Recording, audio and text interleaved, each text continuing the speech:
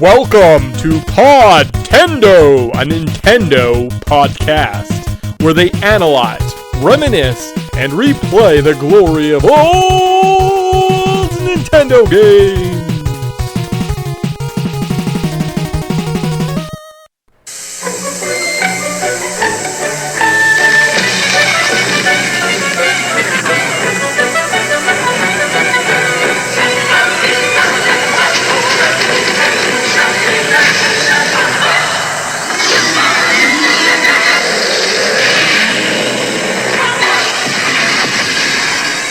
With elemental magic at your command, battle dark forces in the first chapter of Golden Sun for Game Boy Advance. Rated E for everyone.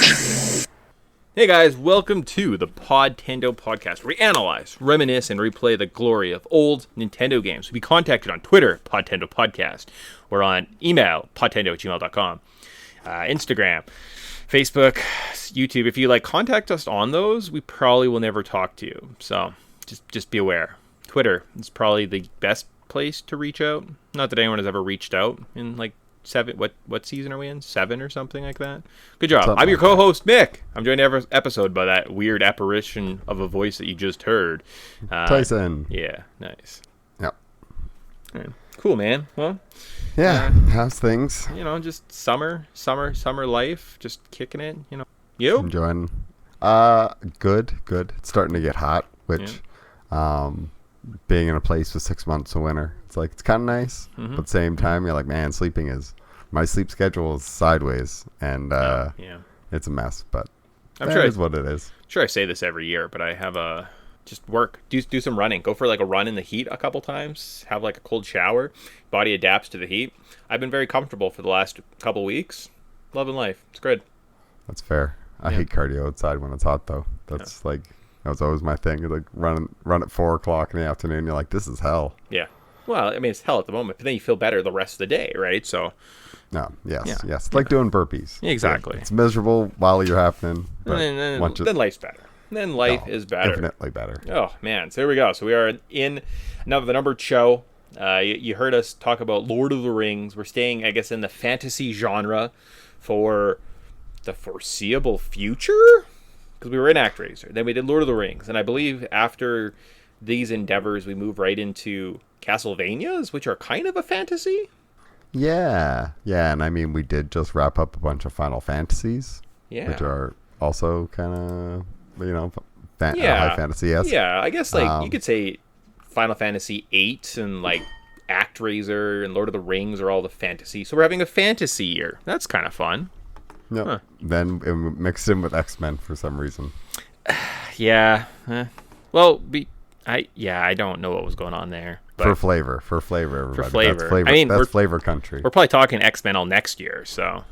Oh, yeah. Yeah. Probably. Most likely. Huh. All right, cool. So, this show, look at that. We did it.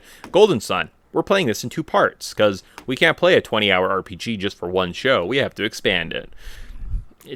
Or you're stupid like Tyson and you assume they get to do 2 20-hour experiences for one show or for one show. I ain't about that life, man. I ain't about that life at all. Yep. Man, it's only got so much grind in them, but this game does have some grinding. Yeah, we'll get into that. But before we do this, we're going to set up the details. So, Golden Sun, if you're familiar with the series, welcome.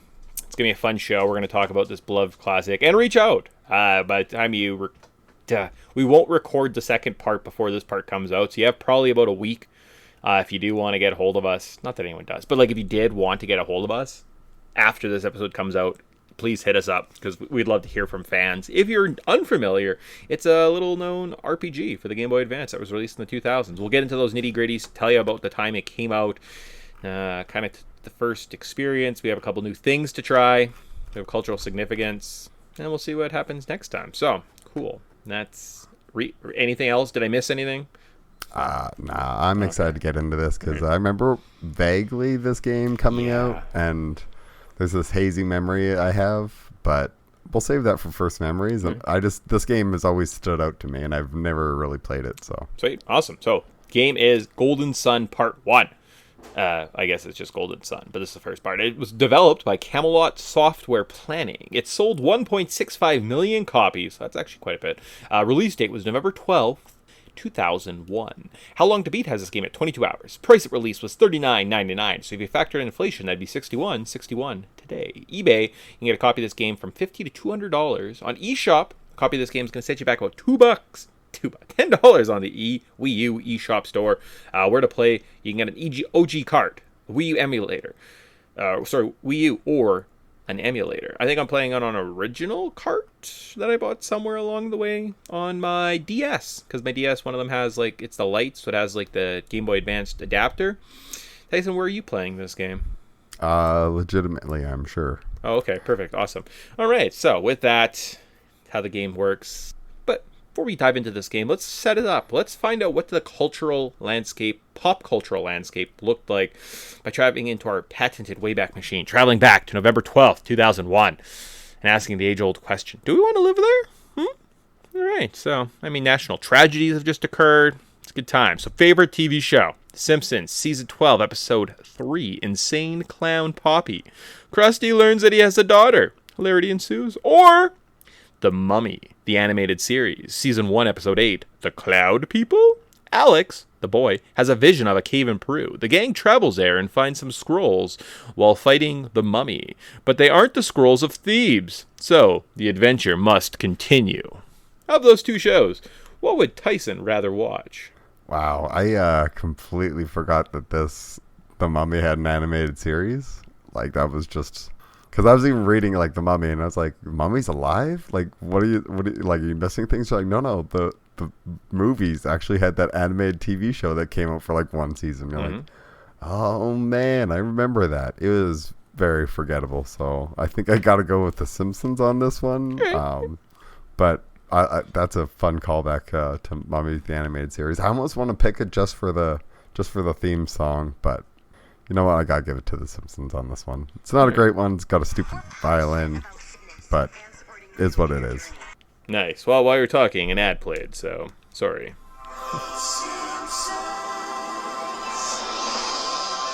Yeah. I guess at some point I could look at like getting like a soundboard and just building in sound clips and having everything queued up beforehand, but yeah. I think we may upgrade away from like USB mics.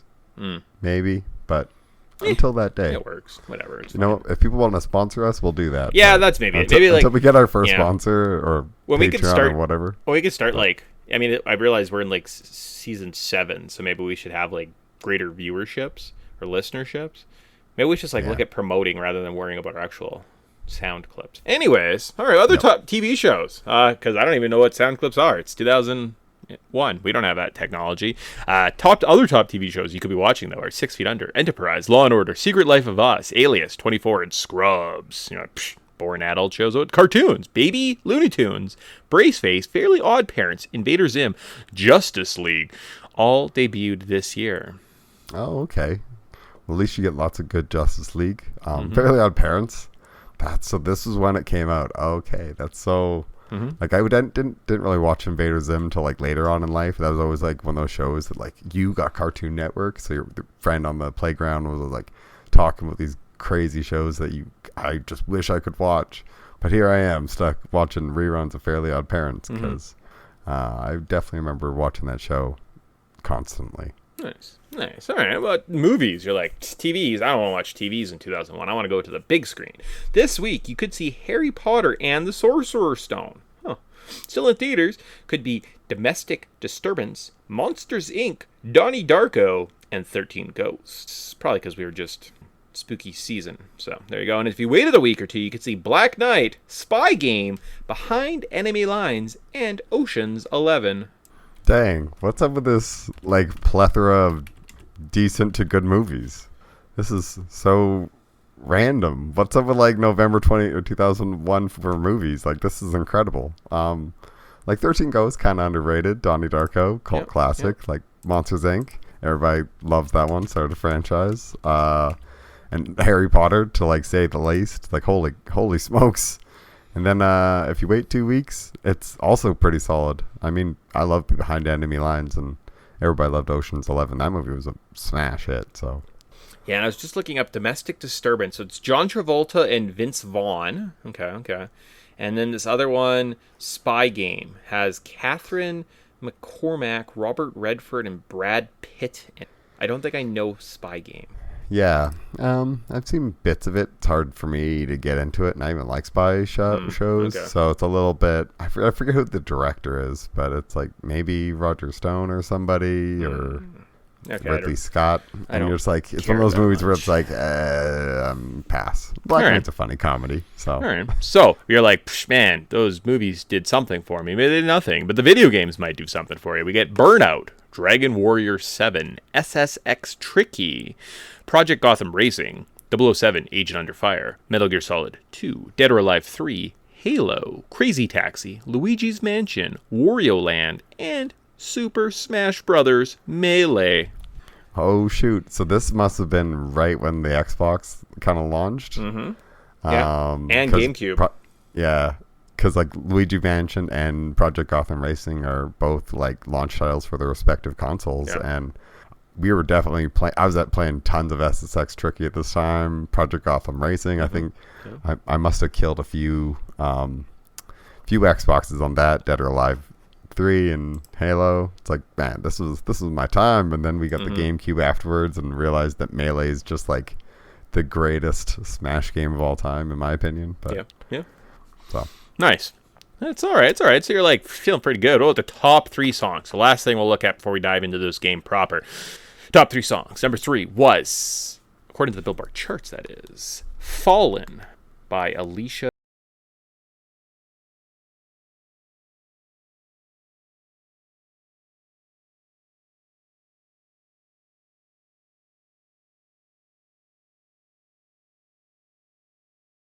Bad. That's a good one, you know. Yeah, Alicia Keys is always like so sick, so good.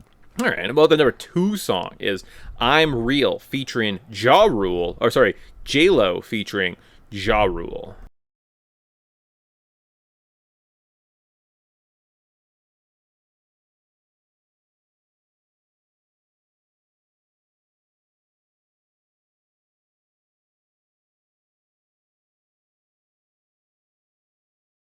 Man, oh yeah, that's a thing.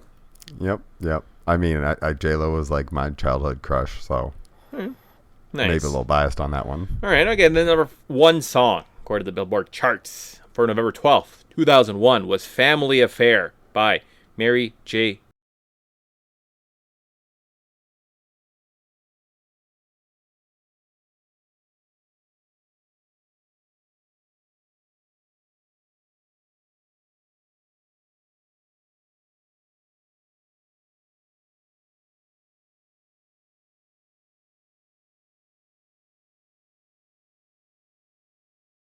Good tunes. All right. So, Oh man, that one's like legendary status. It's so good. yeah. I know. I was like writing those down. I was like, man, those are 3 banger tracks. Like, good job. So, like, normally we get duds, but like, not bad. Yeah, not or bad. at least 2 duds. It's like, man, for movies, video games, and music to all be so solid. It's like, dang. And we even got like they're just throwing money at things. Like, I mean, Mummy animated series. Like, sign me up. I don't even know what to play. Like, those are just new shows. Like, think of all the good cartoons that are like running at currently right now. So yeah, it's not bad, not terrible. So, age-old question: are we gonna go back there? Oh yeah, sign me up. Man. Okay, Tyson's in. Nice. It's not bad. Not bad.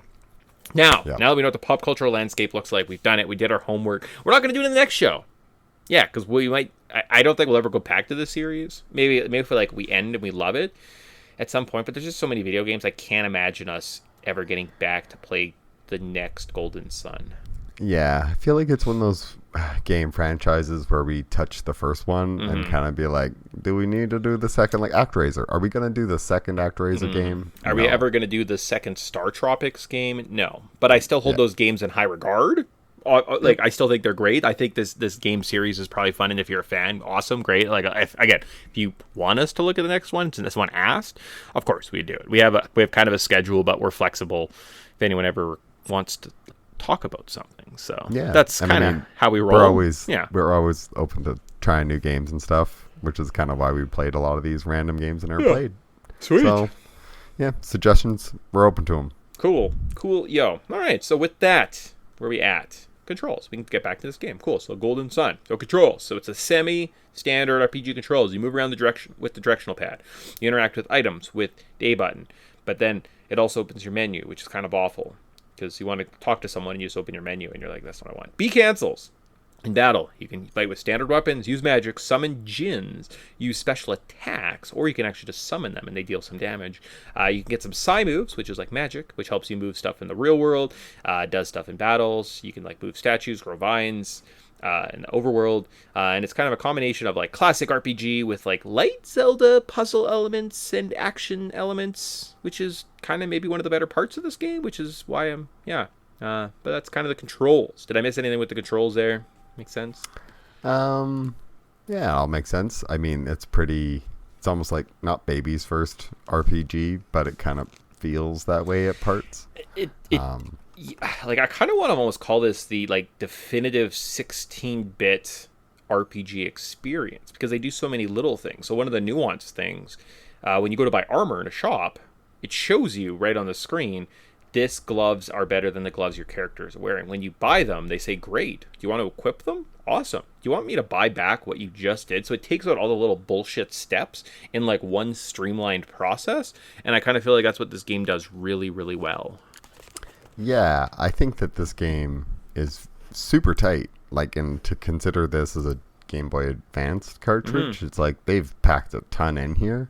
The sprites, all the djinn summons, like they each have their own like little animations that show up, and it really feels like you're playing a different feeling like Final Fantasy RPG, but like a mainline RPG on a console in your hand. And it's like that's a really like amazing thing that they did on such limited hardware. Like, don't get me wrong, I think that this game's tight. There's just a little bit of there's parts that drag a bit. Yeah. 100%. But like for the most part, they kind of taken everything that has worked in the past and like streamlined it. So if you are kind of hesitant to get into a RPG ever in your life and you wanted something that is a little bit more manageable, this is really nice because it takes out all the guesswork and you walk into a shop and say, this is how much it is for a store. Great. Awesome. Go forward. Right. So that's kind of fun. Yeah. And one other slight note is just like how they structure the levels. I never feel like there's a thing in RPGs where I just kind of feel like I don't know which way to go and I don't want to go exploring too far one way in case I lock myself out of another area. This game, it's not linear, but it does a really good job of making it easy to find all the nooks and crannies.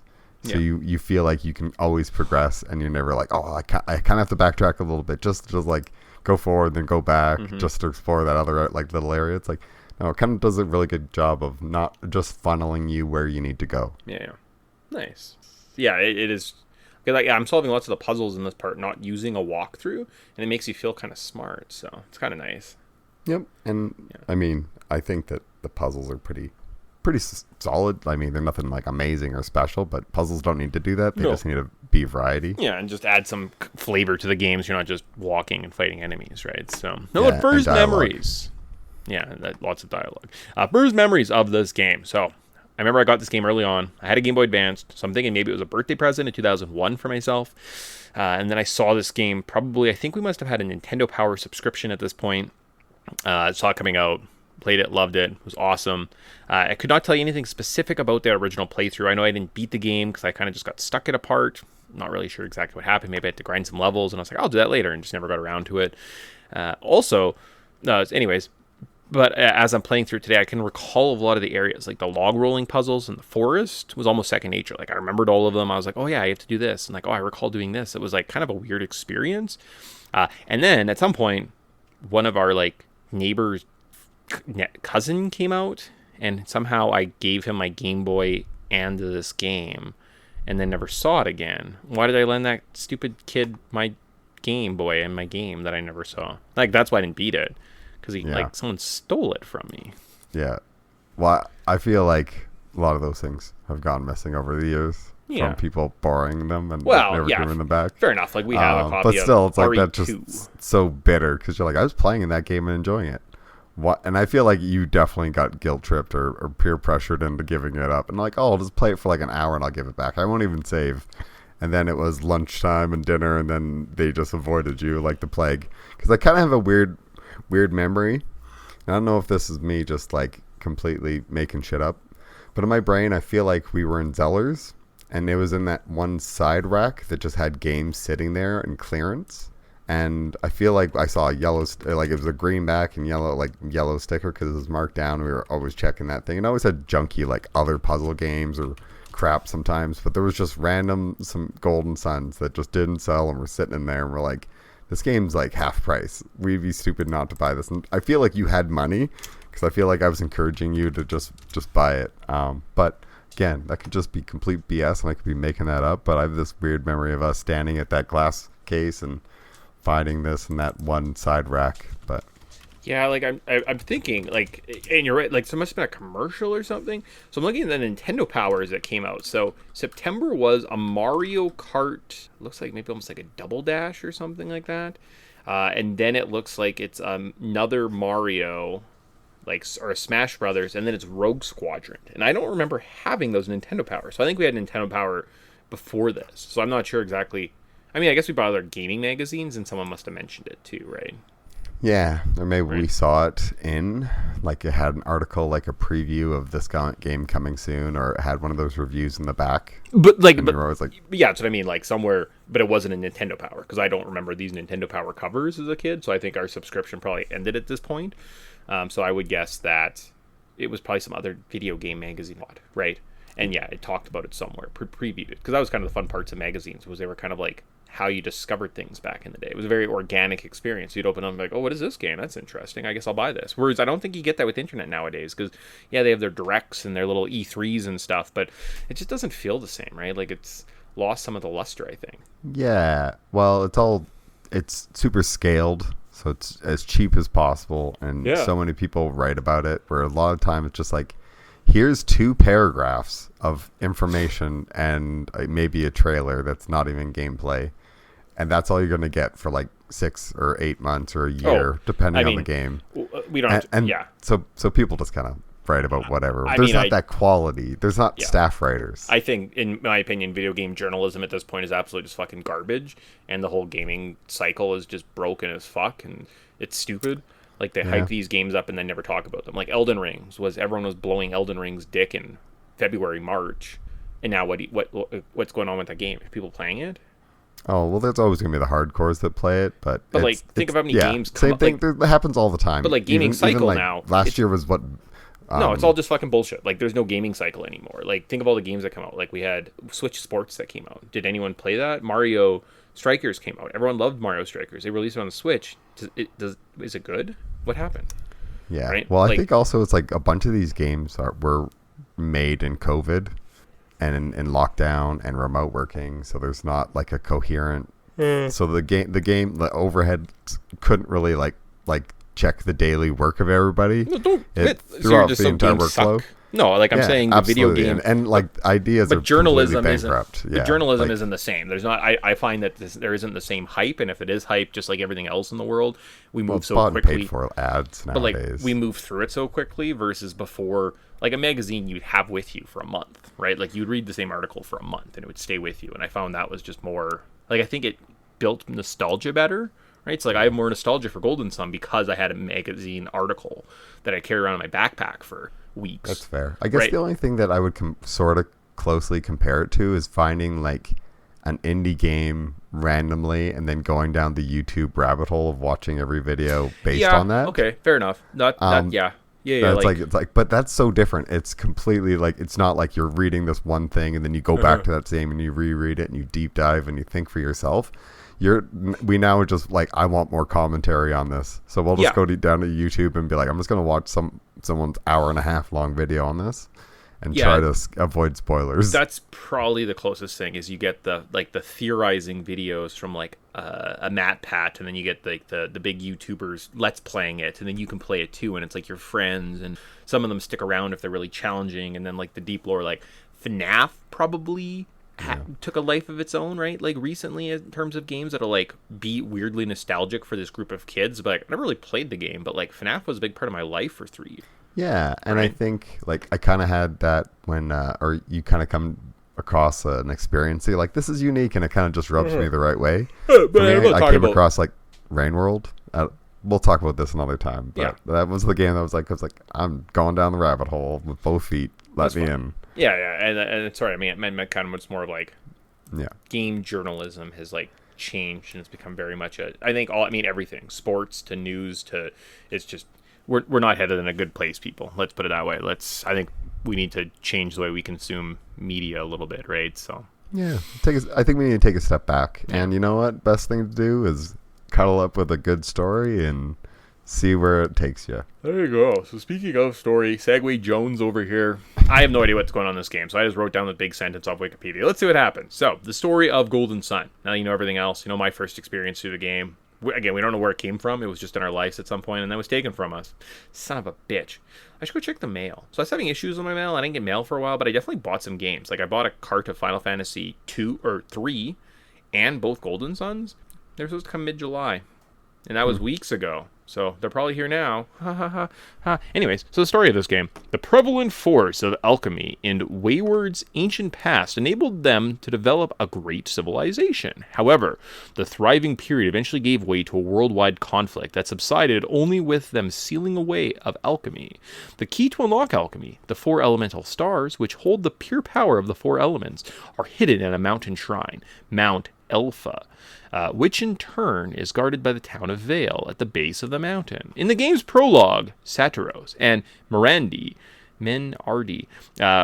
with help from a raiding party, storm Mount Elpha with the intention to seize the elemental stars for themselves. They fail to solve the riddles guarding the stars and are driven away by the mountain's traps, a magically generated thunderstorm and rock slide. In the ensuing chaos, Felix, Isaac's father, and Jenna's parents are all presumed dead. Oh man, that's sad. But I now know the story of this game, so maybe a lot of things make sense that we do later on. Cool. Yeah, I was going to say, I'm glad you read that, because I did not get a lot of that from what I was playing. All right. I was running around and doing some stuff. Yep. The gameplay is fun, but the story is... I don't care to read that much. Like, I'm just like, nah. It's also so meandering. Yeah. I get, it. You're trying to build the characters. But it's like, I've spent 20 hours with these people. You can definitely pace this out. You guys don't need to have, little bickering back and forth and sometimes go from scene to scene. You're like, my goodness, I feel like I'm in season 4 of Stranger Things, and everything's an hour and a half long, and it's like, this should have really been like an hour or 30 minutes. Believe me, the number of times I was like, man, if there was only a skip cutscene button, I'd just move on with my life. I don't care. It's like, but I also kind of feel like I'm at a point where I want to read in video games. It's like that new Pokemon game, Pokemon Arceus. It sucks. They just talk to me all the time. I just sit there and press the dialogue. I was like, I don't care what you're saying. Just like, tell me to go capture Pokemon, right? That's it. I don't want to do anything else. Just let me capture Pokemon. See, and that's why I just turned subtitles on, and that way it's like I'm kind of reading, but I'm also I got audio, so if I feel lazy, it'll just talk to me. All right, cool. So with that, we did things a little differently today. I was struggling to get into this game. We kind of just ran out of time, maybe my fault. So what we're gonna do is play about a quarter of this game. Normally we run through level notes. We'll just kind of talk about the game in detail.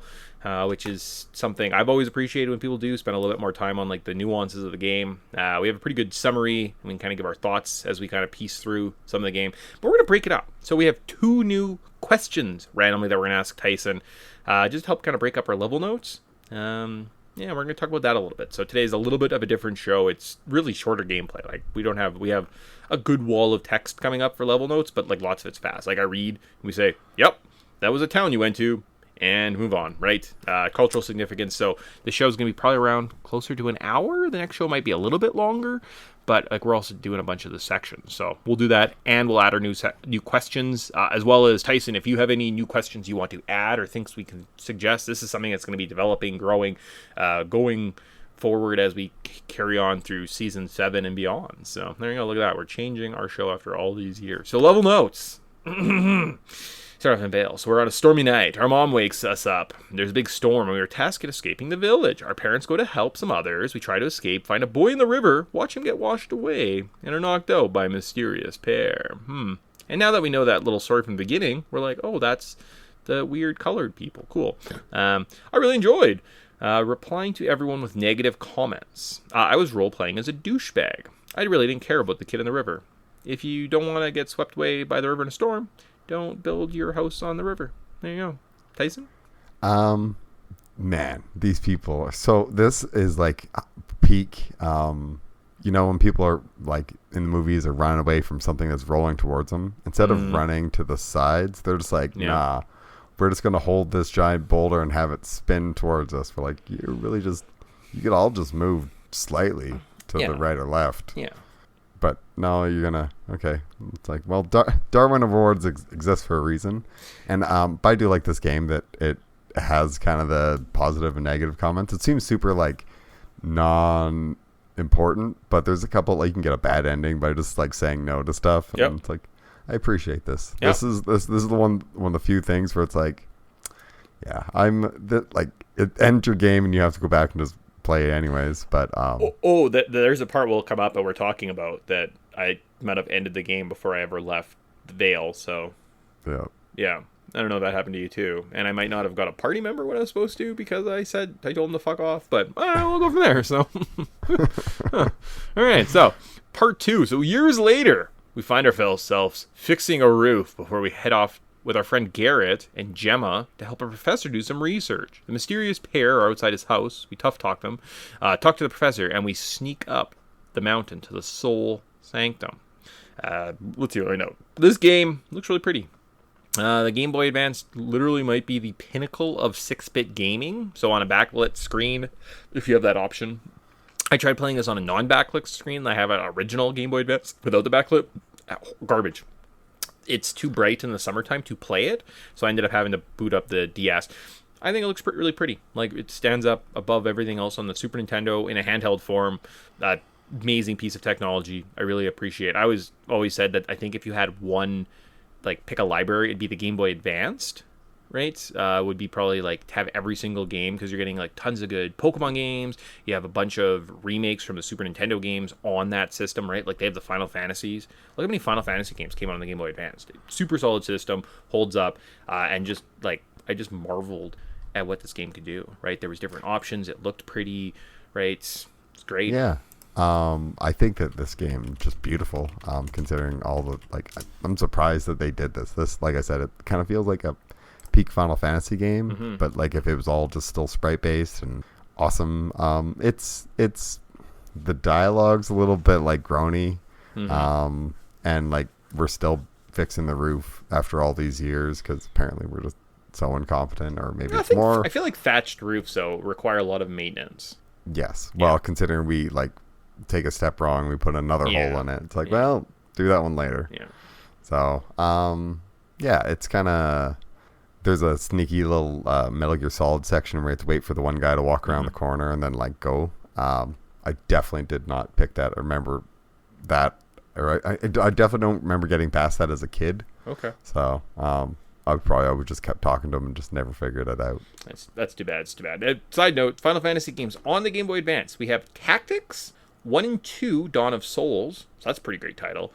They've got a remake of 4, 5, and 6, as well as there's a Chocobo Land, a game of dice, so that's Japan only, and a Sword of Mana.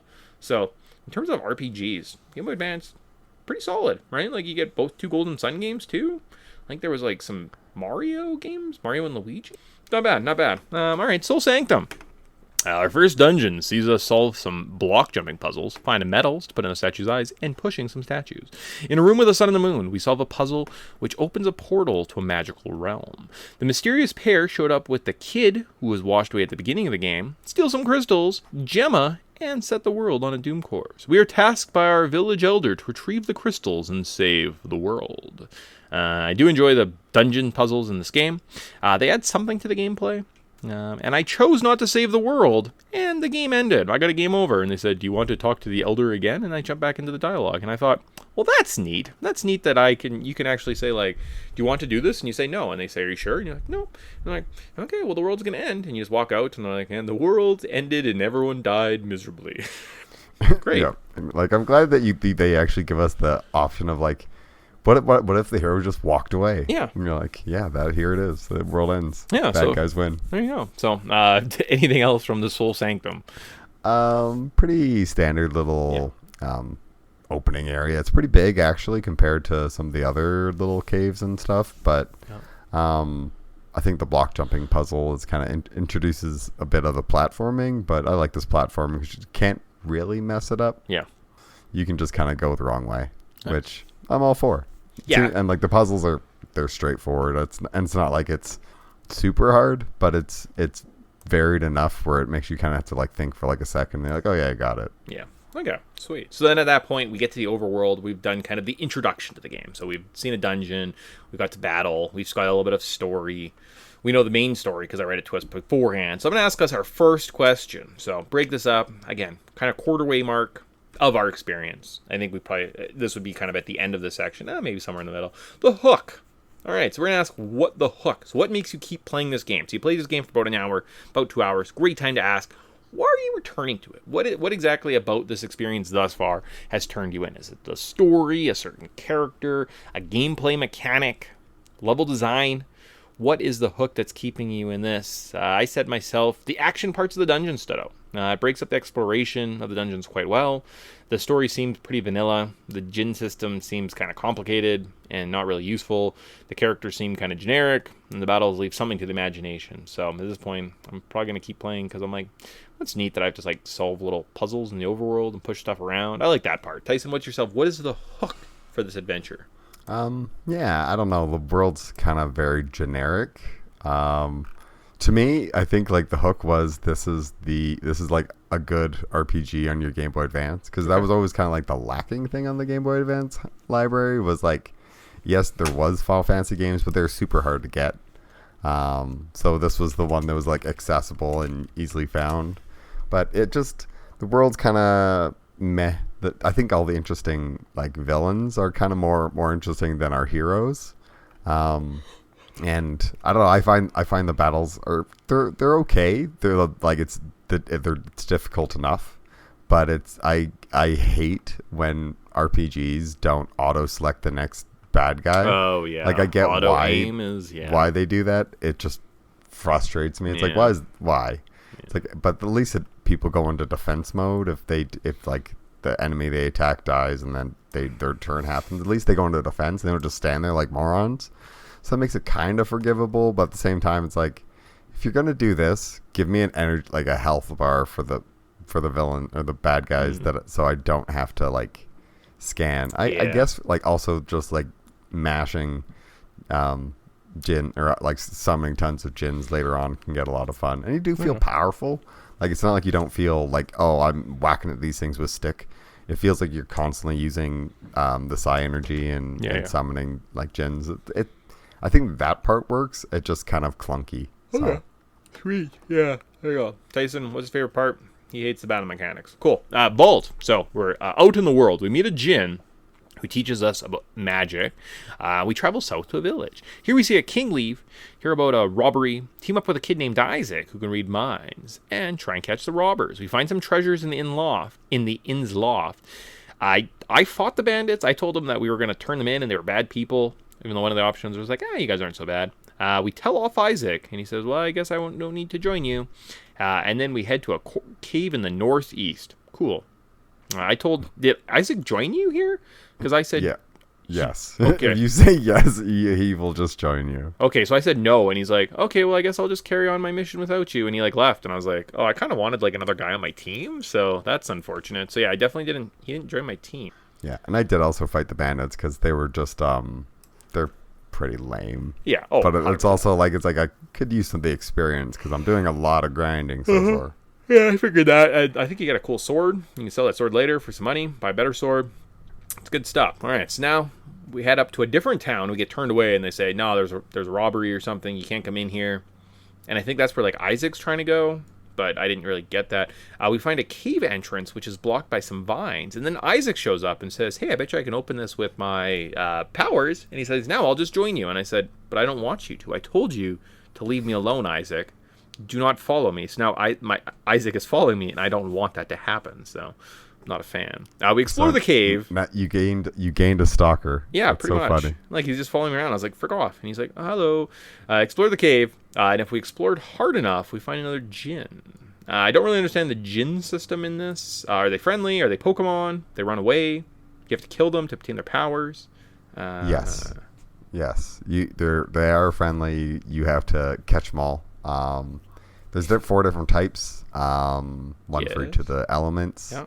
There's one usually per dungeon, so you'll get one like you'll come across one and be like, hey, let me join your party, and then you get them that way. But then you can also grind them in the dungeon. You have to kill them fast enough because they will run away. Yeah.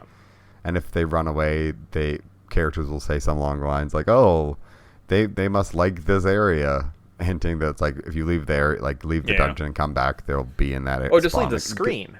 Because, like, this guy, he ran away right away, and I just had to, like, leave the room and come back in, and he was fine, so. Yeah. No. Sorry.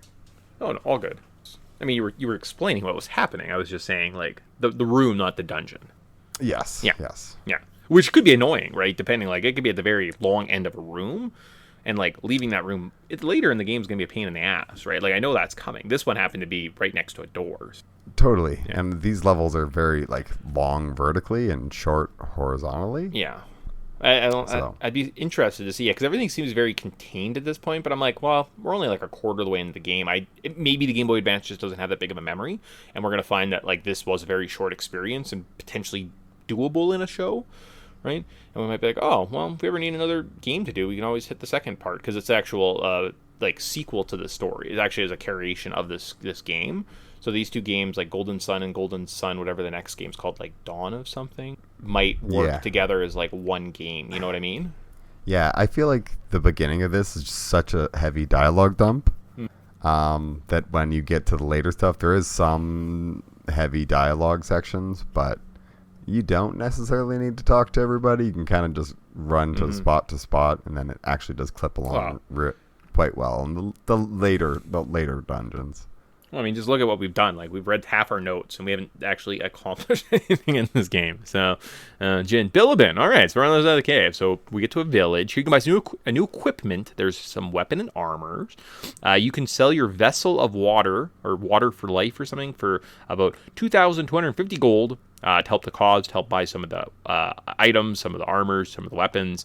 I'd recommend 2 of, like, the 1,000 swords, and then Garrett and Isaac are doing tons of damage. You can kind of just grind up the rest of the equipment for your party. You can explore a path around the village, find another Djinn, and this allows you and gives you access to the big house where the guy that lives inside gives you a quest to go save the town or people that turn into trees from this like forest. But he then says, I'm not just going to give you the key. I don't want to send kids to their death, but you can just go and like move it with your magic powers. So cool, Bilibin. Yeah. Kind of a quick little town. I hate feeling super broke in this game. Oh my god. Just always feel so broke. Oh, do you do the same thing? And you're like, oh, I need to get how much? $4,000? Well, I guess I'll just go walk around in the woods until I get that money and just keep healing until I have $4,000 and get all my guys. Because that's what I did. I spent, of the 4.5 hours I played, I bet you an hour was just getting money to buy all the equipment in this town. Yeah, I also spent a lot of time just running back and forth in a safe area so I could build up my PP for free because that's the magic area. It just builds up over time. So just like go to a screen and just like watch a YouTube video and just run back and forth or whatever. Well, I went north at one point and I actually ended up in the snow area fighting like the really strong guys. So I was like burning through my magic and then I healed there and then had enough like to basically get back to Bilibin. And at that point I had bought the 2 big swords. I'm like almost like one hitting most of the guys. So I'm like overpowered. But that's what happens in an RPG. If you show me like $1 million for this gun, I'd be like, well, I'm going to go work somewhere and get $1 million and get this really good gun because I need it. It's mandatory. But we're going to go save some trees. So we go to some place called Kolima. You move to the east past a fortress wall. You just have to like move this little box and you can get in. You see a cutscene where we're protected by some little bubbles. And then apparently there's an inn and there's a Djinn here. I didn't find it. So when I'm done this podcast, I'm actually going to have to go back and grab it. And now that I hate the fact that as I'm reading through this walkthrough, Djinn are collectibles and they're rare, and I need them because I'm a collector. So now I need to go back and get them. So I need to keep a guide on me while I'm playing this game to make sure I don't have to like backtrack later in the game. These are all problems I have that I can't enjoy RPGs.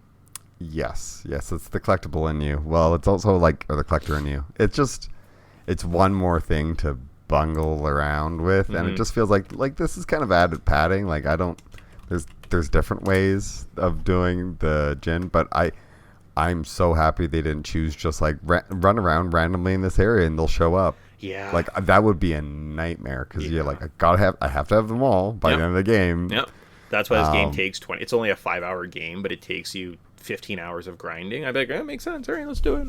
I think that's yeah. We So played so many did you RPGs. find this gin that I'm referring to in Colima?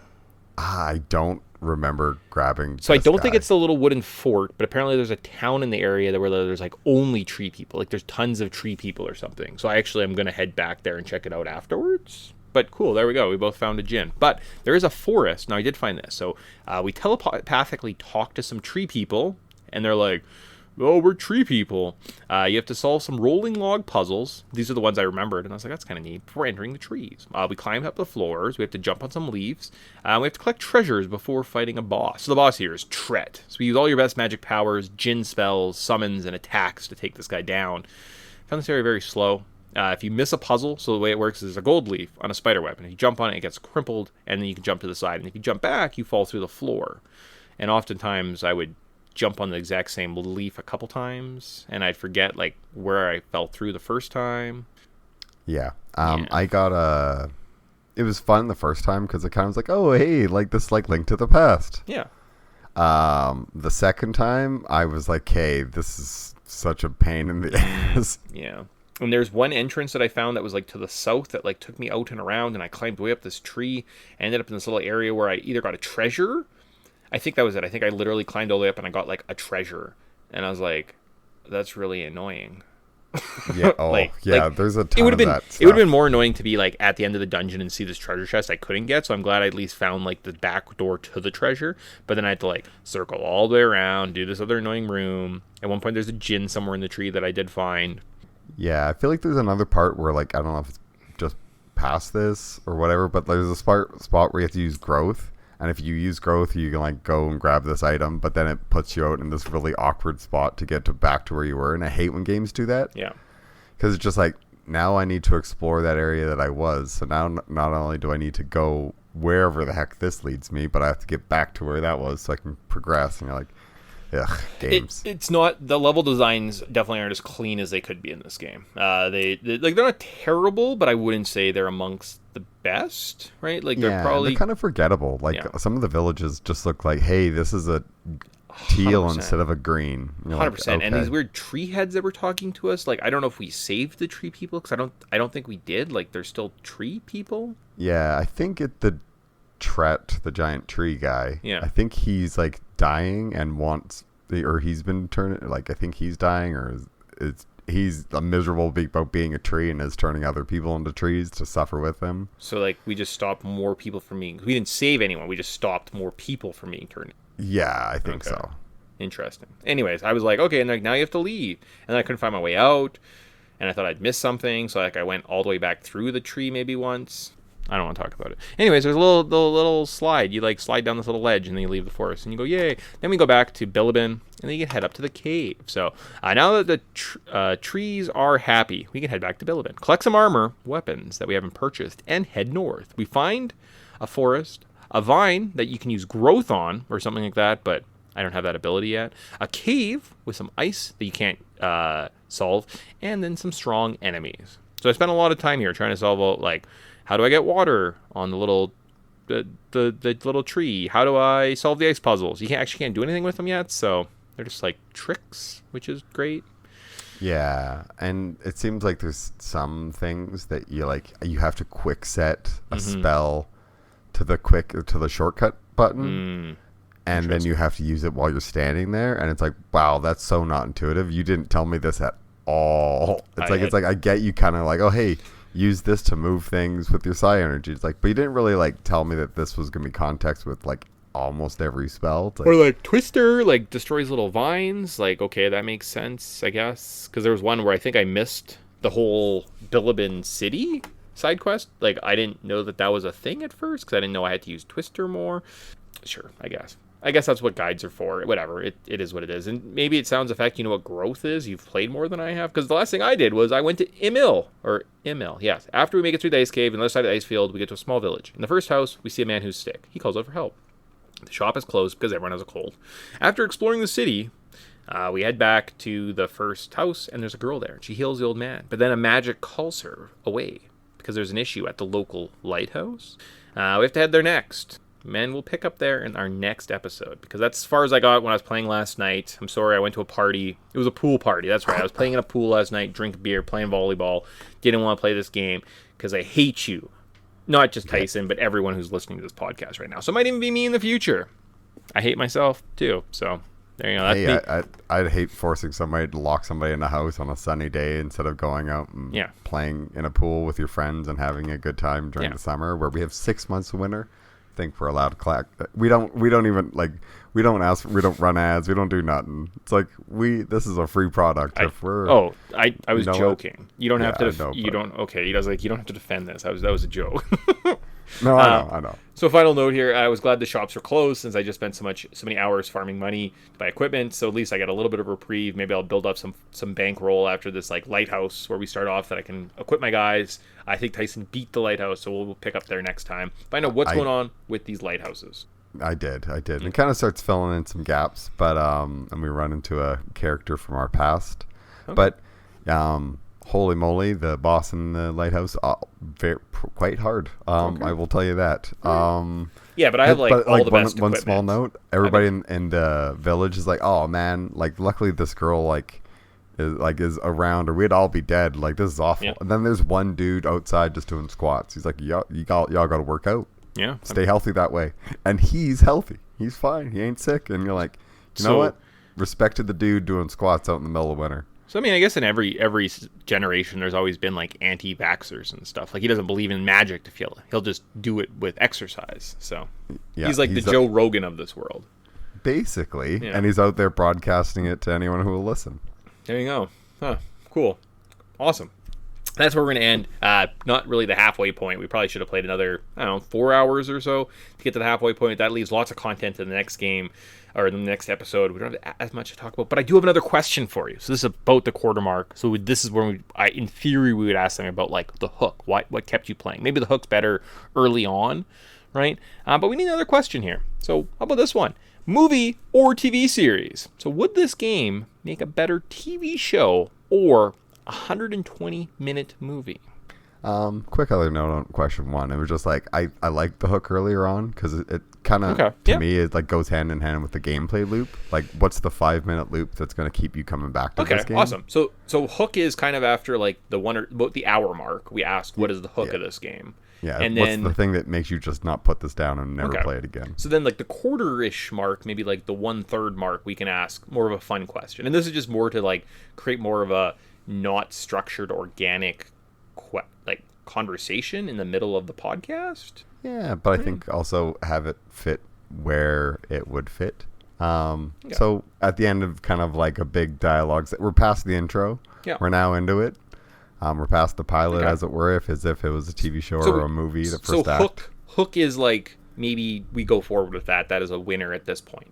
Yeah, I like that one. You're giving it the green light. Awesome. Okay, so my next question, randomly, I'll come up with maybe like 2 or 3 for the next one too, is movie or TV series?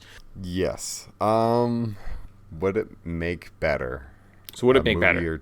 So would this game like be better as so you get the for some reason you bought the rights to Golden Sun and you're like, I'm putting this on Netflix. Netflix gives you some bankroll and they say, what are you going to give us? You're going to give us 8 episodes, 6 episodes, 20 episodes, or as a movie? Like, what do you got with this project? What are you coming up with? So myself, I think I would go TV series. Yeah. I would go kind of like a child-aimed anime, would fit kind of nicely in this world where they go around and they meet little djinns and like they learn that friendship is great and they help a guy fix a boat in one episode and you're like, what the fuck was that about? Like, why weren't they fighting or going on the mission? Why were they talking to this stupid fisherman? Like, I hate it. Then after, you create a rich world, maybe 12 seasons, hundreds of episodes, it's expanded and people love these characters and the lore and people are in love with it. Then you make a really disappointing movie that wrecks everything, like as kind of like the follow-up, like a live action rendition with some like hot young actors in it or something, right? Like that's how I think this should go. That's fair. I like the TV. I think it fits best for this because there's lots of segments. I probably wouldn't make it more than like 20 minutes an episode, 22 minutes. If you want to be if you make it solid, like I mean, you could probably squeeze it down to like 12-minute episodes and have it be like really like tight to the story. But I think if you want to like merchandise this and build it into a franchise, you do like the half an hour or whatever it was. And because you'll want to like structure that first season to not be the first act. Maybe you do the whole first kind of game, but essentially you could do like lighthouse episodes. You could do introduction of the Jinn. You could do like the first one is like the storm, and then the episode 2 could be the fall afterwards, and then it kind of like, I think it would work really well because there's lots to it. But the problem sometimes with this game is it's so limited in its platform and just like what it can cram in there. So they have to kind of stretch it in other ways, and they just stretch it in dialogue and people talking back and forth and like, what do you think? And the last character who's like, I can't talk. Why are you asking me right now? It's like, I'm just going to say. So like in a movie, in theory, could you tell this whole story in 4 episodes? Not knowing the full story. I guess that's tough. But like if you were to build out this world, right? Like, this. Some people maybe wouldn't do this. But like, could you make a 4-episode cartoon show just into a movie that like has, without like fluff? You actually maybe could, right? Like you could have your beginning, like 15 minutes where it's the tragedy and you meet the bad guys. These guys go on a bit of an adventure for 45 minutes, right? They get powerful. They make a plan to go fight the bad guys, and they go fight them. And you could probably cut out a lot of the nonsense. And it actually almost could make a movie too, right? Like you probably could get away with either. Oh, 100%. I just think like you would kind of miss out on like a lot of the Jinn collecting and stuff that like the stuff that makes the video game. This is a franchise, 100%. You own the rights to this. This is a franchise. Like you and the game developers are like, guys, we want to make bank off this. Like we want like different Jinns, and they have funny catchphrases. One goes like, "Oh, I don't know." And one's a plush. You've got to have plushies of every single one. 100%. So like I understand from from like bankroll. Yeah, like I understand what you're trying to do is build up the world, and you want like a sweet. But if you want to be like make it just a quick here concise story, you 100% because does it need to be 4 lighthouses? You could cut it down to 1. Could you do and everything? Does it need at to one? be like, hey, we need 7 Jinns? It's like, no, have 1 for the main character. Yeah, and that would be like our mascot for our franchise. And like the first, like before the opening titles sequence, you could just do the cold open with like, it's a stormy day, and like the kid gets woken up. It's like, we need to go now. There you go. And then like as they're running out the door, it's like, don't forget your jacket. And he just like uses his magic or like the psi energy to grab it. And you could really pace it and be tight and concise with it. But people love to stretch things out. Oh yeah, I mean that's it. But I think we've hammered it. We could do anything we want with this, but we're just so entertaining. So there you go. Okay, movie, TV series. Some will work, some won't work. But there we go. So potentially, those are the things you have to look forward to. Those kind of weird thoughts and run-on sentences that we do so well here on Podtendo. But that's it. Yeah, it's also supposed to get like the listeners engaged because we're asking the question to you as well. Like, what would you rather do it as a movie or a TV show? What's the hook to you if you're playing along? Whoa! And I've been running an unsuccessful podcast now for like 6 years. I know how to keep people from not interacting with the show. Don't try and help. Don't try and make things that are fun for people to entertain. Like we don't want that. We don't want interactions. Yeah. Well, for an hour in, you gotta we don't want to be engaging at all at this point. It's like we're just listening to the poor suckers that got us on play while they're doing cardio, and they don't want to hit skip. Exactly. There you go. We're like, haha, we caught you because you don't know how to change your phone, how to change podcasts in the car. It's like captive audience. That's the only one that works for us. Awesome. All right. So cool. Awesome. So that kind of ends that. That's our first experience, first kind of quarter of the game, essentially. Would you continue? So let's say we didn't have to do this for the podcast. You're playing this on your own, right? You put this down. You're playing it one weekend on a Saturday because you had some free time. You're like, I'll pick up this game. Would you finish this game? See, now I'm kind of picky. So like if I'm not like into it by the first hour, I'm kind of like, okay, I'm checked out, or at least even half an hour. Like I have video game ADD. I was like even just playing. I have Game Pass, so I'm always like flipping through games. So I'll play like the first half an hour of game, and it just sometimes gets to a point where like, I'm not into this. And to be honest, this intro was so slow and meandering and so much dialogue. It's like let me enjoy this game. I would say I haven't now that I've kind of played like 4 hours or 5 hours of it, I would almost kind of like, no, I kind of do want to beat this. It's interesting. I want to know where some of the characters go and the story goes. But okay, cool. That intro definitely too slow. that's where I was saying it's really slow. I don't know if I would say I had fun playing this game just yet. Now, yeah, I won't go into that. But I didn't honestly. This next part coming up, I think, is super fun. Okay, interesting. And like the puzzles are engaging. Like I think the best puzzles in the game, but also it's not super long. Okay, so it'll get a little bit better. One or two surprises. Nothing too much, but yeah, I think like once you get to the end of that, you'll be like, okay, actually, you know what? I kind of felt that. And you're like, yeah, more of the games like this moving forward. I think it gets way better. So awesome. That's cool. me being hopeful. Nice. Okay, so then, are you buying it? There was really nothing. I tried to look at like a fun theory that people have about this. Nothing. So from Reddit, it's not really so much of a theory, but a bit of a lore dump. So as we move forward, just something to kind of articulate, to think about. Maybe when this podcast comes up, if we're finishing the show, maybe this will be like a spark to be like, oh yeah, that's what I can write about. Okay, so I copied this. But from what I can tell across the 3 games lore, lighthouses were originally designed to draw out alchemy from the world, specifically elements of it, and then release it outwards through the beacon. This enabled people to use the power of alchemy, but it also meant the world's energy was being siphoned into the lighthouses, and they became the source, which meant when the time came, they could simply remove the beacon from the lighthouses into locks. The lighthouses sucked up the energy but would have no way out. People lost access to the light of the lighthouses that granted them the powers, but the world was having its very life force continually siphoned out and sealed away. So maybe a spoiler of what's going on. Oh, interesting. So the lighthouses continually siphoned even if there was no output. So they always kind of like took an input in even if there was an output and just stored it and kind of like wasted it. It was killing the planet. Neat. Yeah, it's almost like Final Fantasy VII and Shinra's and Mako. I mean, it's like every other the Final Fantasy where the crystals control the elements in 5 and like the oceans stop flowing in the ground. Oh no, that's Final Fantasy 1. So 1, 5, 7, this. Like all of them. Yeah, it's one of those things where it's I don't know what the get environmental with it. So I know I played Final Fantasy 8 a couple months ago. I don't know what happened in Final Fantasy 8, but it also might happen in Final Fantasy 8. I kind of just forgot. I'm still like scarred from that game. Like, so if we were to play a game, I'm going to shoot you in the face or tell me the plot of Final Fantasy VIII. What would be the outcome of this event? I would probably bumble my way through the plot as best I could until you were like, buddy, you're just saying generic I think RPG I would just, things at this point. You're definitely getting shot in the face because you failed. It's like, I would attempt to get my way out of it, but I would fail miserably. Spoiler, I'm also just going to get shot in the face in this scenario. So this is a terrible game to play. So let's not play this anymore. All right. But we're over an hour. We've got a cultural significance to get to. Big wall of text.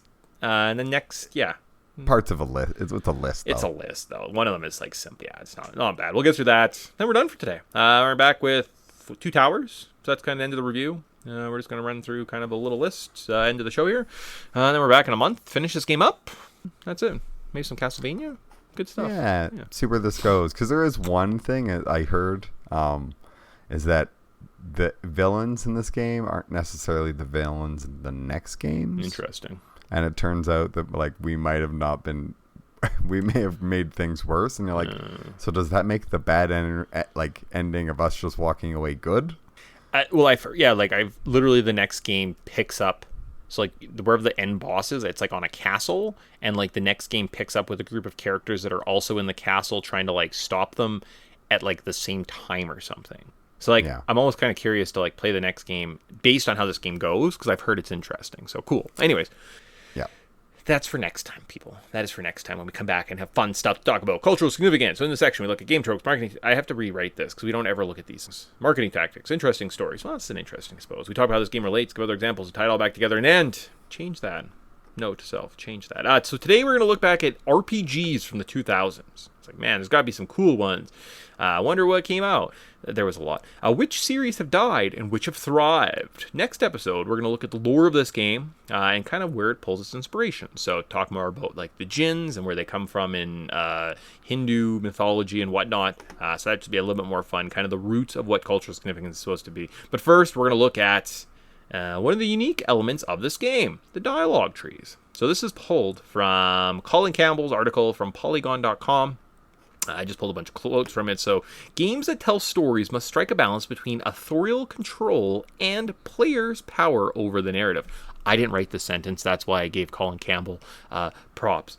I'm sure he never cares, but that was a really well-written sentence. I'm not going to write authorial control. So, a lot of branching narratives have weighted a certain way, which can feel unsatisfactory. We create an author-driven narrative arc with some flexible space which the players can explore.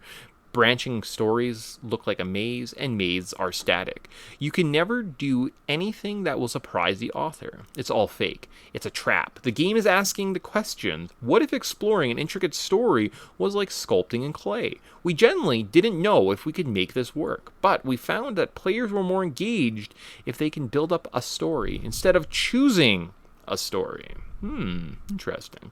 So that was from an interview that he had done with someone who had talked about writing for a video game narrative. So this game highlights these choices by providing them.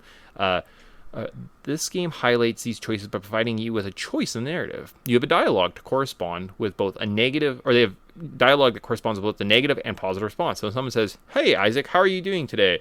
and you can say good or bad. And if you say bad, they say why. And be like, because I don't. Like, do you not like me? And you can say no. And they'll be like, oh, that's sad. I thought we were friends. And, like, that's kind of neat versus lots of them are just like, oh, you're just kidding, right? Like, they give you choices occasionally in a Zelda game, in a Final Fantasy, but they don't mean anything, right? Whereas this one kind of does lean where they're kind of like, well, we're going to write dialogue both ways. Like, what if you're just being a dick? Let's let people talk to you, right? Yeah, and I think that, like, because most RPGs have the problem is, like, you can't say what you want to say. They kind of have to build these branches. And I think that they do, like, the yes, no works well because they can kind of leave it. And some people will, like, repeat things like, are you sure you mean that? It's like, yeah, I totally mean that. I'm a dick. Yeah.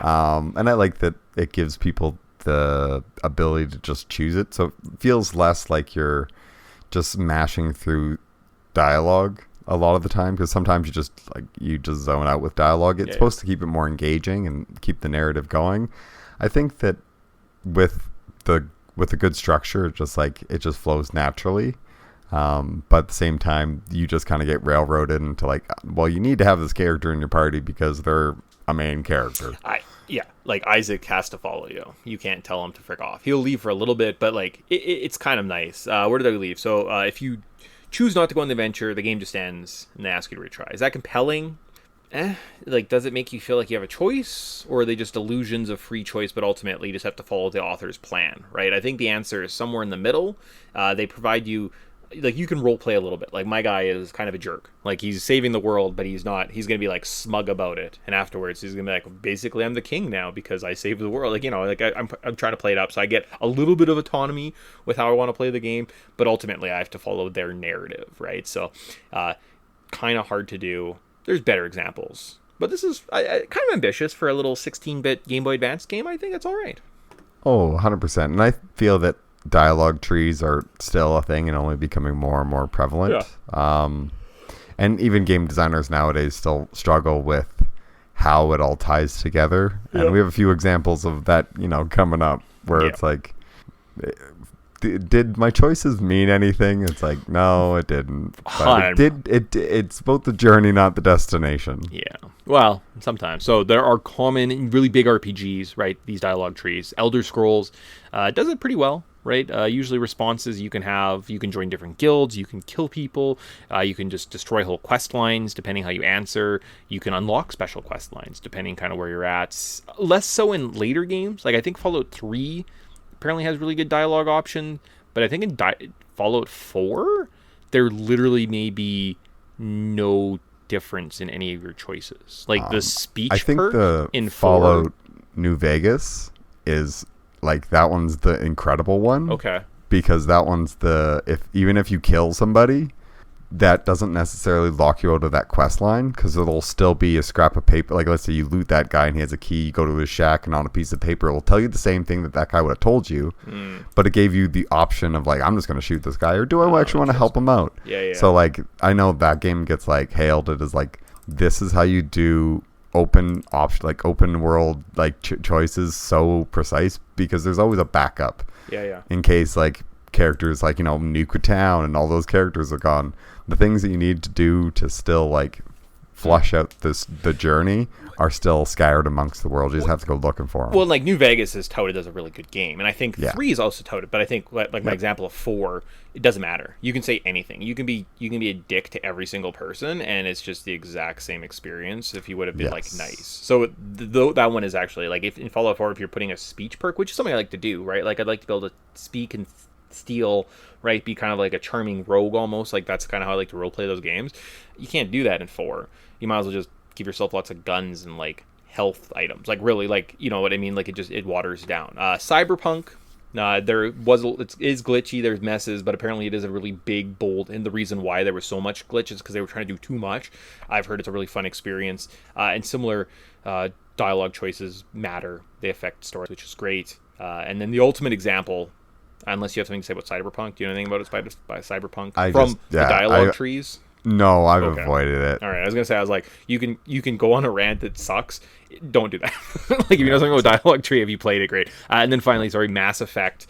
The big one, which I'm sure you know something about. They created a 3 epic arc, choose your own adventure story over this giant, arching 100-hour gameplay experience, which ultimately resulted in 3 colors: red, blue, or green. Yep. You pick. Yep. Yeah, and like they all kind of play out the same way, but it's like one's like you destroy them all, one you take over them, and you enslave them, and the other one's like you synergize with them or whatever it is. And that is just 3 of the exact same ending. I guess the synergy one is the canon one because that's at least what one of the writers said. But again, these are writers that are probably still not under contract or like heads of the Mass Effect universe. So we'll see what Mass Effect 4 or 5 comes out, whatever they want to call it. Those aren't good. And I think like Elder Scrolls works because they have dialogue trees that work on like there's, let's say, 150 side missions. And you have a choice, you know, like you have choices to do some of them. You don't have to do them all. You still get a full experience. Mass Effect kind of led to just one open-ended thing where you were like, oh, I guess nothing mattered in the end. Right. Yeah, it's like it sucks because that's a major thing that even in the first one or the second one, it's like depending on your decisions, you can kill people 100%. You can have half your team be decimated. You could or like you could unleash like alien Zerg swarm all over like unsuspecting people. Like you can go really evil with it. You can go really good. Well, and I was thinking, or sometimes you're like, I don't know what's the right decision. Yeah, and I think that's a great thing. And you just brought up evil, which what I was thinking was like KOTOR did that really well. You could play light side, dark side, and you have 2 different stories, but it's just kind of a binary choice. You're good or you're bad, right? And you kind of get the 2 endings. So really you could play through KOTOR twice. Once the good guy, once the bad guy. That's it, right? So I mean, Mass Effect, there's only I guess 3 endings, even though you kind of get the same choice regardless of your things. It has to be a narrative, and unless they create 15,000. Actually, I guess a good example of this would be like a choose your own adventure game, like Until Dawn or Detroit Become Human, right? Where there are 150 different endings in that game. Yeah. Right? Like each person's story can end early on. If you're like, oh, Jamie's dad's coming up the stairs, what do? Stay? And like he'll come up and kill you. Well, then that just story ends.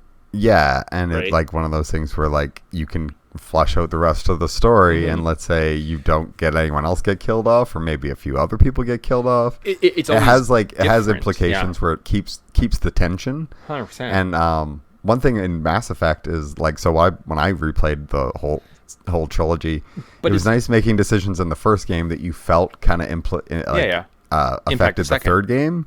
And even the second and third, and like it had feeling to it. So for it to end just kind of like on a fart kind of sucks. But I understand that ending a story is super hard. Even some of the greatest writers of the world can't nail it all the time. So you've played Mass Effect. Yes. Would you say Mass Effect is a fun game to play? 100%. Okay. My other example of Detroit Become Human, you have 150 different endings through all the different variations. It's not a fun game to play. Like at no point did I ever play that game. Like I was like, oh, cool. Like walk over here, jump over a bridge, talk to this guy, talk to this. You know what I mean? Like collect this item. But at no point was I having fun. Like afterwards, I ended up just like playing for a couple hours and just watching a bunch of the endings. And I was like, oh, that's fucking crazy. Or like, oh, that's weird. Or like, you can go to like get a prostitute at some point? What is that like? I'd watch the videos online, but it was that's never why fun. I think like stuff like Until Dawn is fun because it works. Until Dawn is fun because you and I couple played it times. together.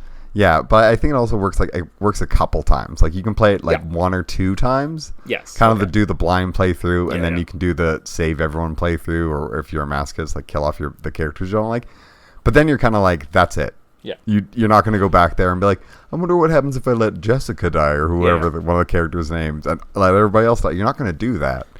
You're going to just have the same, like, maybe I'll let this character die that I don't like, or if I do this, it has this other implication. So it's a cool story to see once or twice, but you're never going to go back and play it once you know the story. Whereas Mass Effect, like, you might go back and play it again because it's a fun game to play. Yeah, and making, like, the decisions sometimes aren't easy. They're hard to make, and, like, it's hard to go over that without spoilers, but it's one of those games where if you haven't played it, definitely go and play it, because I think that it gets everybody kind of like soured on it because Andromeda sucked and the ending was kind of like lackluster. But I think as the games tie together, and sci-fi is super underrepresented in the RPG world, so like to actually like have the ability to just like dive into this massive world, or if you want, you can go exploring all the little planets.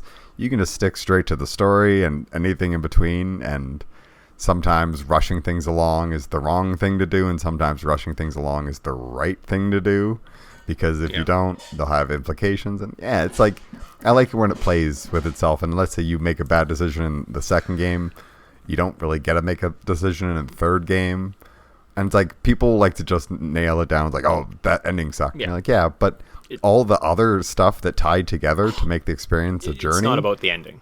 Yeah, it works so well. So you keep wanting to replay it. Well, it's just like interesting that you have to kind of like you've been talking, like you had a fun time playing the game. Ending sucks, but like Detroit Become Human, the game sucks, but like the endings are interesting. You know what I mean? Like I think it's just hard like to find that perfect mix, and it doesn't exist. I mean, except for Golden Sun, when you just say, I don't want to play this game anymore because I hate this intro, and then the game's just over, and you just save and you say, that's it. I didn't make it, boys. Didn't make it. I actually I said no to this adventure, and the game accepted that. And I'm making a whole podcast about it, so that's great. Cool. So there you go. So that was the end of dialogue trees. Though these games do them really well compared to minimal choices in the 16-bit RPG. So I was trying to tie back together. Yay! All right, so let's look at the best RPGs. We don't have to spend too much time on these. From the 2000s, and see which series are still around. So first one, 14, Mega Man Legends 2. I didn't know that was an RPG. It's dead. Oh no. Yeah, very much so. All right. Number 13 is Mass Effect. Dead. But like, I wouldn't be surprised if we see another like entry. There's another entry's coming soon. Okay, so I'd say life support, right? Like, yeah, it's dead. Definitely You can't life visit, support. like it, but it's like it's coming, kind of thing. All right. Yeah, so. it might awaken from its coma. We hope. All right. How about number 12, Vagrant Story? Dead. Yeah, that one's dead. Okay. Yeah, I think I haven't seen anything about that one. All right. How about number 11, Paper Mario? Origami King came out a couple of years ago, so alive. Yep. And it's a Nintendo. They know know they'll make money, so they'll just make another one like a soccer or tennis. All right, so those are honorable mentions. Now we're going to move to the top 10. So number 10, Deus Ex? Dead? Yeah. The developer just got sold to somebody, so I'm like, they're not working on anything towards Deus Ex anytime soon. Great. How about unless they are working on something, and that's why they got sold, but... if someone's listening and they're like, upset because we're saying something's dead and the new game's coming out, again, you let us know. I don't care about what games... I don't even know what games came out like this...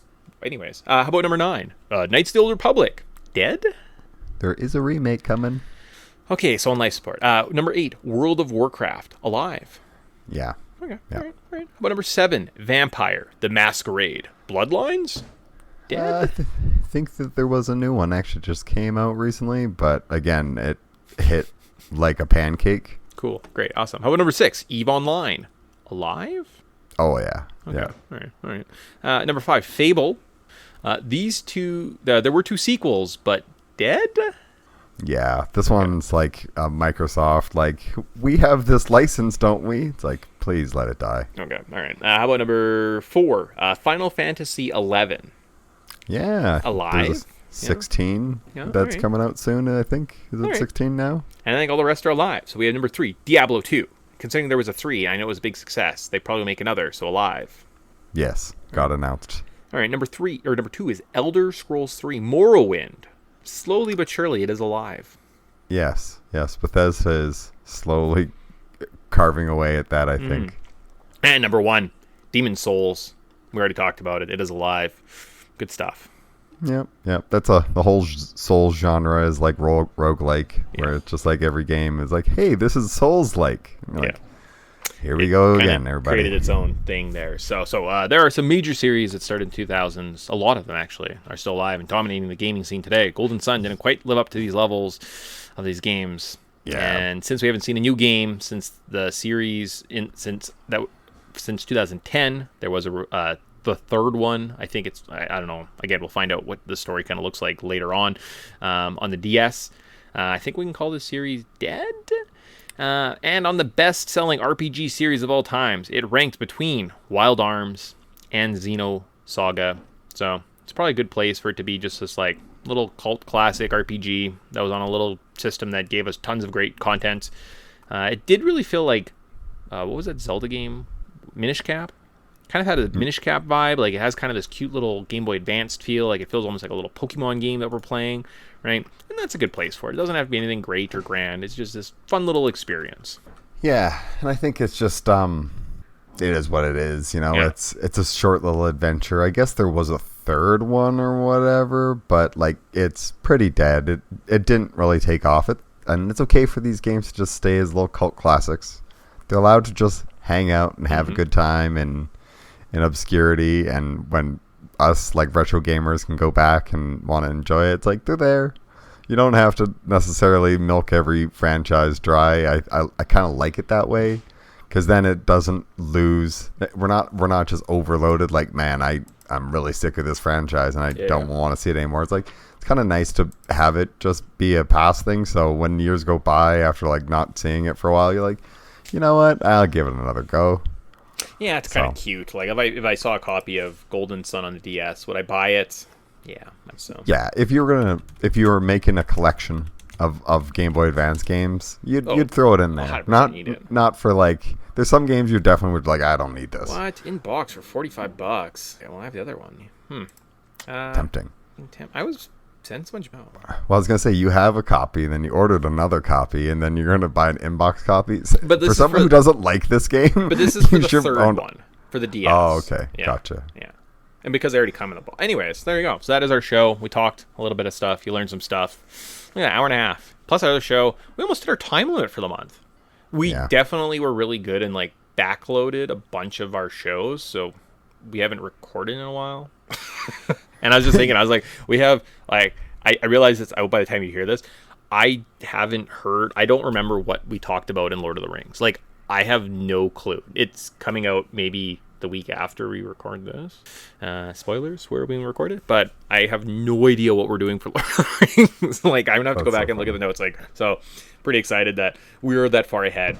We can be excited about this. And when I lied, there is another game between this series, Lord of the Rings. We're playing Gauntlet Legends this fall, so... Right. Yes. When we actually get to hang out in person, because that's a game we definitely need to play co-op. So. I think so, or at least like get a good like hour in co-op, and then like maybe beat it individually or something, right? So yeah, with cheats on. Yeah. Cool. Yep. Awesome. So that wraps up this one. There you go. Summer killing it. Did we miss anything? Nah, I think we covered a lot. We kind of talked this game's ear off and had some mixed. Yeah, I mean, I played for 4.5 hours, and we recorded an 1.5-hour podcast on it, so I think we probably did pretty good bang for our buck. So, yep, cool, yep, excellent. Right. Well, I think that's everything. Sweet. All right. Well, with that, we'll see you guys in a couple weeks. Talk about Two Towers. Well, that's pretty exciting, and then we're back in a month to finish up this fun game and wrap up this summer. So cool. I guess we say bye. Take care. Okay. See you guys. Bye.